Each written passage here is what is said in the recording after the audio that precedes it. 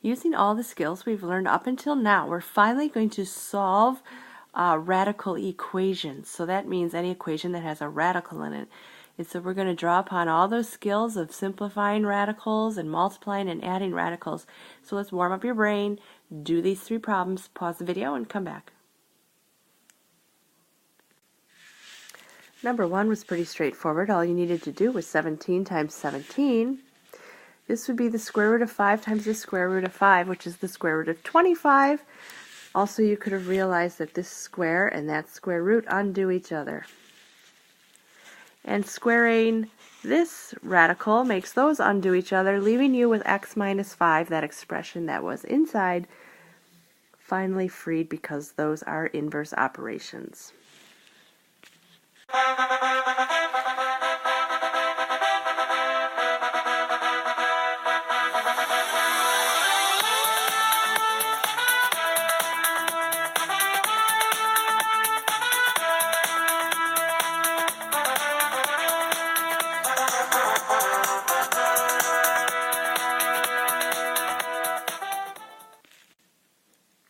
Because it's so important to understand what part of the expression a radical is operating on, I thought we would start with these 3 problems.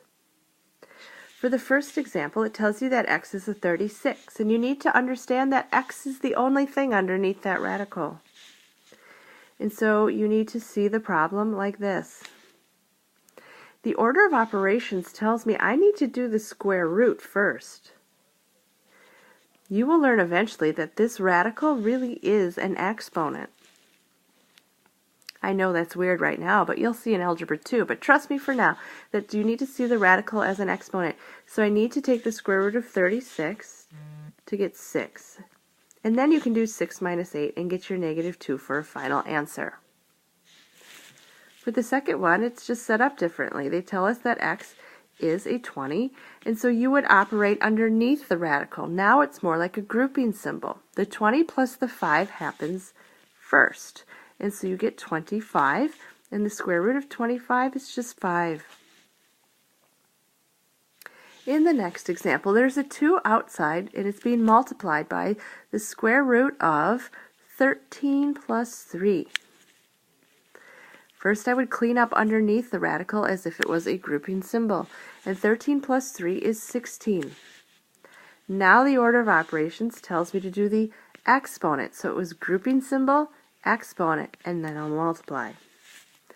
So the square root of 16 is 4, and now you can multiply and get your 8.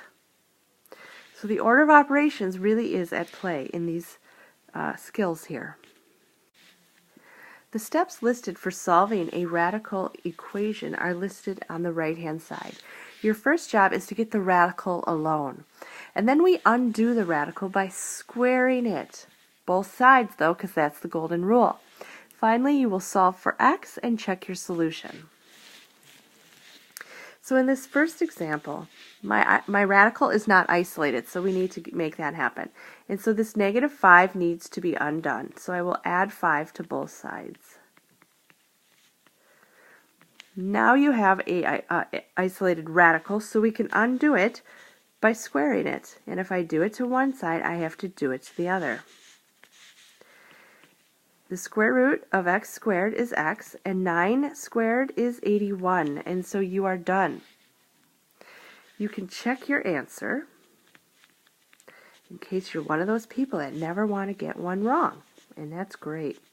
So that means if x is 81, it goes under your radical, and that we square root 81 first to get a 9, and 9 minus 5 is indeed 4. So we know we've done it right.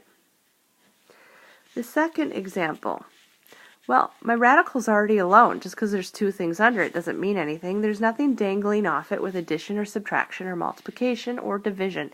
So I can move on to the second step, which is to square both sides.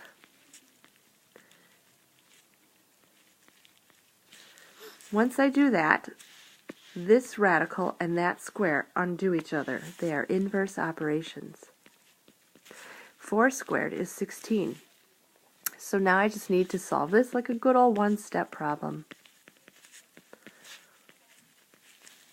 And you can see that x is 21, but let's check it to make sure.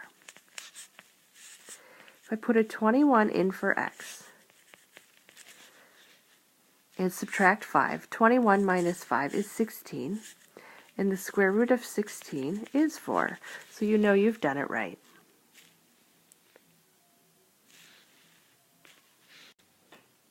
I'll do the problem on the left and have you do the problem on the right. The problem on the left does not have its radical all by itself, so I need to undo the addition of 9 by subtracting both sides by 9. The square root of x is 31, so I need to undo the square root by squaring both sides. And x equals 31 squared.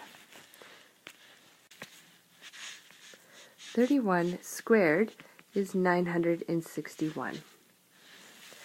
You can check that answer by throwing the x back in, and so the square root of 961 plus 9 ought to be 40, and the square root of 961 is 31, and then you see that you've done it right, so there's no reason to question. All right, you do problem number 2. I'll just give you a little hint, and that is your radical is already isolated, so you can just get started by undoing it. Pause the video.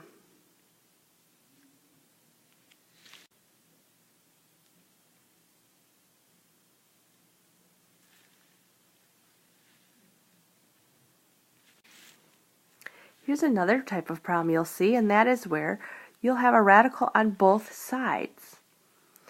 And when they're set up like this, it's very easy to solve because your first step is just to square both sides. Once I do that, I end up with a very simple algebra problem.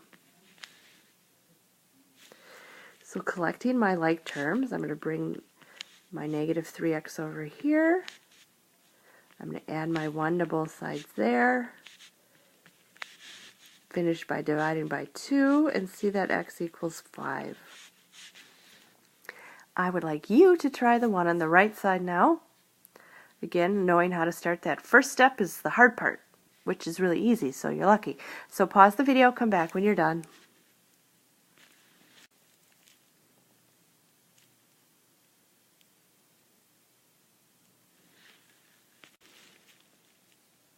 Again, I'll do the one on the left and then leave you to do the one on your right. This is our last type of problem that we'll do.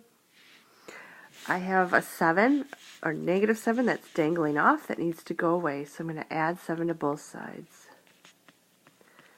So I get the square root of 4x equals 8, and I'm going to make that square root go away by squaring both sides.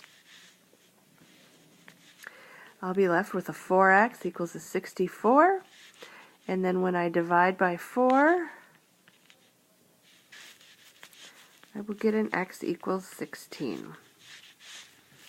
Alright, you know the drill. It's your turn. Do the one on the right side. Pause the video. I'm sure you'll come back. Hopefully you find solving radical equations kind of fun. It's definitely not a hard concept. Alright, time to practice some problems.